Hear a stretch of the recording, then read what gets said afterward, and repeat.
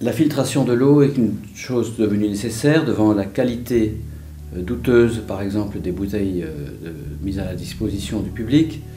On s'aperçoit que le polluant, c'est aussi le contenant. On s'aperçoit que c'est une pollution par le manque de recyclage ou le défaut de recyclage. On s'aperçoit que la qualité des eaux en bouteille n'est pas loin de celle du robinet. On voit aussi que le coût est supérieur de 2 à 300 fois celui de l'eau du robinet. Et la qualité de l'eau du robinet est également quelque chose de très très contesté. On le voit à travers des émissions de télévision multipliées les unes après les autres ces derniers mois, ces dernières années, qui nous montrent à quel point l'eau du robinet est totalement en dessous de la valeur qu'on lui attribue. Elle est souvent chlorée, elle est souvent empreinte de tas de polluants. Et on constate même qu'il y a entre 1000 et 10 000 produits dedans, selon Claude Danglot, qui était l'ancien directeur de la qualité des eaux de la ville de Paris. Et on s'aperçoit dans une étude aux États-Unis récente qu'il y a même jusqu'à 24 000 produits dans l'eau du robinet ou l'eau en bouteille. Donc on ne tient pas compte du fait de la synergie des produits entre eux. On ne voit pas la valeur seuil de ces produits. Les normes sont absolument basées sur des dogmes faux. Donc, le plus simple, c'est de se référer à la bioélectronique de Vincent, qui a en fait une détermination des normes les plus sévères au monde. Alors, pour faire, l'eau doit être comprise dans des normes strictes. Le pH doit être entre 6 et 7. La minéralité de l'eau doit être entre 20 et 120 mg par litre de résidus secs. Il n'y a que 4 eaux en bouteille qui répondent à ces normes en France, hormis le problème de la pollution et du prix, mais il n'y a que 4 eaux en bouteille, toutes les autres sont considérées comme non potables. Le RH2, c'est-à-dire le potentiel redox, pour les chimistes ou les gens qui ont un peu initié ça, il est proche du neutre, il doit être compris entre 25 et 28, et la résistivité doit être comprise dans un seuil qui est, dans des normes qui sont les plus proches possibles de 40 000 ohms. Or, l'originelle, une fois filtrée, elle est toujours aux environs de 30 000 ohms. L'eau du robinet est à 300 ohms, elle est donc trop peu résistive. Donc la qualité de l'eau, je vous conseille vraiment de vous rapprocher de l'association de la bioélectronique de Vincent, ou d'acheter carrément ce bouquin qui a été fait par Roger Castel, qui est le président de l'association. Et vous pouvez tout trouver sur votre-santé-naturel.fr. Et c'est vraiment une petite merveille. Vous allez avoir un travail sur l'eau qui est du bon sens pur. Voilà, alors originel, si vous avez bien compris, respecte les qualités dictées par la bioélectronique de Vincent. Pour l'historique de la bioélectronique, référez-vous au livre ou au site de l'association. Voilà.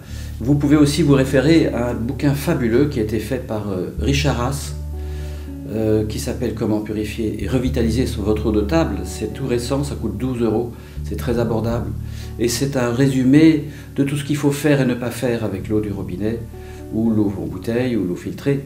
Et voilà aussi pourquoi il faut la dynamiser et la structurer. Donc, nous avons réussi à contenir dans notre boîtier étanche la totalité des filtres d'un système à osmose inverse. Et surtout, nous avons complété par une reminéralisation avec du lithotam qui se trouve dans ce petit boîtier qui est là. Nous avons pu mettre derrière un vortexeur qui va donner un mouvement tourbillonnaire selon les lois de Victor Schauberger. Et puis, dans ce vortexeur, dans son chaos, avant le mouvement tourbillonnaire, il y a un cristal de roche qui va donner la structure à l'eau. Le cristal de roche, c'est de la silice. Le fond d'une rivière, c'est de la terre, c'est de la roche, c'est beaucoup de silice. La source, quand on y prend de l'eau, c'est de la silice aussi. Donc les eaux naturelles sont toujours structurées. Elles sont toujours dynamisées par le mouvement. Or, une eau en bouteille ou une eau au robinet, elle est complètement inerte, elle est morte. Reminéraliser, pourquoi? Parce que l'osmose inverse, qui est le procédé ultime et le plus parfait actuel de filtration, eh bien, il a l'avantage d'être parfait, ou presque parfait, de retirer tout, même les nanoparticules, les résidus médicamenteux, les résidus hormonaux, les résidus de pesticides, les bactéries, les virus, les métaux lourds, enfin bon, vous imaginez tout ce qu'il y a dans l'eau. C'est très bien tout ça, on va retirer tout, mais en fait, quand on retire tout, il n'y a plus rien, c'est une catastrophe. Donc il faut reminéraliser. Or le lithotam, c'est une petite algue qui est capable de donner 80 oligo-éléments au moins, qui sont tous biocompatibles, parce que c'est une algue qui a fait la fixation de ces oligo-éléments. Donc elle donne les transporteurs, nos bactéries. Nous sommes constitués de 10 fois plus de bactéries que de cellules. Nos bactéries sont capables de lire les informations concernant ces oligo-éléments, ce qui permet à notre organisme de les absorber. Contrairement aux eaux minérales où malheureusement on ne peut pas utiliser autant d'oligo-éléments, vu qu'il n'y a pas les fameux transporteurs. Donc on a un système qui va valoriser l'eau du robinet, qui va équivaloir à la consommation moyenne d'une famille, qui va se contenter de boire l'eau. Donc 4 personnes buvant en moyenne 1,5 litre à 2 litres par jour va pouvoir en fait absorber le budget de l'installation et des fournitures de ce système sur une seule année. Ça veut dire qu'on va anéantir le budget de la consommation d'eau de qualité. Je dis bien, il faut comparer ce qui est comparable. Donc si vous imaginez une de ces bonnes eaux que la bioélectronique qualifie de parfaite, comme Montroucourt, Rosée de la Reine, etc., qui sont des bonnes références, malgré la bouteille, hein, ben voilà, vous avez un système qui va vous rendre votre budget tout à fait abordable, c'est-à-dire qu'en une année, vous allez pouvoir l'anéantir.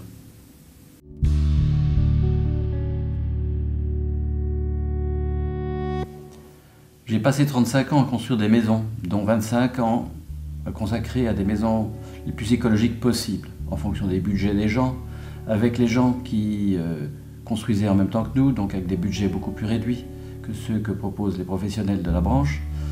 J'ai réalisé aussi qu'en étant dans une construction écologique et responsable, en fait, je devenais acteur de ma santé. Donc j'ai commencé à prendre conscience de la qualité de ma nourriture, de l'eau que j'ingérais. J'ai commencé par un adoucisseur d'eau en me trompant complètement de chemin parce que c'est un machin qui pollue. C'est un machin qui rend l'eau complètement impropre à la consommation, mais je ne l'avais pas réalisé. Puis j'ai rencontré un système d'eau qui était vraiment, qui me paraissait très très bien, puisqu'en fait il filtrait par osmose, qu'il dynamisait l'eau après l'avoir reminéralisée correctement, et il la structurait aussi. Donc dans ces conditions, ben, c'était bien, mais le problème c'est l'éthique. Alors quand une entreprise ne suit pas ses clients, ne les respecte pas en ne faisant pas les entretiens ou en le faisant mal, ou en ne respectant pas des gens qui travaillent avec des collaborateurs. Donc dans ces conditions, ce n'était pas possible de continuer. Donc nous avons décidé de faire les choses nous-mêmes. Avec un groupe d'amis, nous avons fondé Originel. Nous avons décidé de construire en France, dans nos locaux, l'appareil complètement, de le distribuer, de l'installer. Et avec 60 collaborateurs, ben, nous avons décidé que ça se passerait d'une manière éthique. Donc avec les conférences également, on a comme idée de toujours prendre en compte une petite phrase de Bernard Werber qui est l'important n'est pas de convaincre, mais de donner à réfléchir. Et puis je termine toutes mes conférences avec une petite considération personnelle qui est si les gens prennent la décision de prendre un autre système que le nôtre, mais que ce système filtre par osmose inverse, qui est le système le plus performant, qu'il reminéralise l'eau après avec un système biocompatible, qu'il dynamise l'eau, il y a plusieurs procédés, qu'il restructure l'eau, il y a plusieurs procédés. Si ces gens font l'acquisition d'un système de ce genre, qui n'est pas le nôtre, ben j'ai gagné.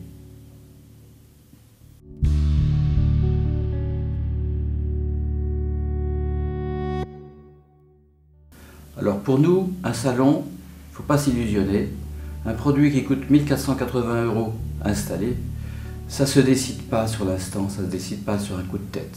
Et ce n'est pas ce que nous cherchons à faire. Nous cherchons à montrer qu'il y a moyen de filtrer l'eau, d'avoir une bonne alternative à la bouteille en plastique qui est onéreuse, d'avoir un système qui est facile, peu encombrant. Dans ces conditions, le salon est la seule manière d'avoir une vitrine.